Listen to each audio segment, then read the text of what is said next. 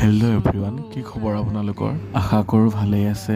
আজি পুৱাই মই এফালে যাবলৈ ওলালোঁ আৰু আমাৰ গাড়ী আহি পালেহি আৰু গাড়ীটোতে মই যাত্ৰা কৰিছোঁ মোৰ কৰ্তব্যস্থানলৈ। আপোনালোকে নিশ্চয় ভাবিছে এনেকুৱা ৰঙালী বিহুৰ দিনত আজিনো কি কৰ্তব্য ওলালে মোৰ। কৰ্তব্য মানে বিশেষ একো নাই।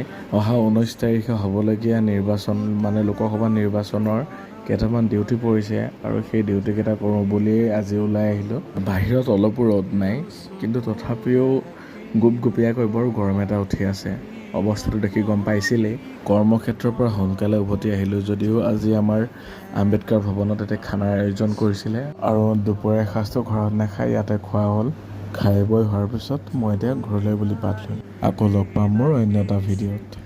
বুকুতে ৰং প্ৰণয়ৰে অজানিতে ওলাহি আপোন।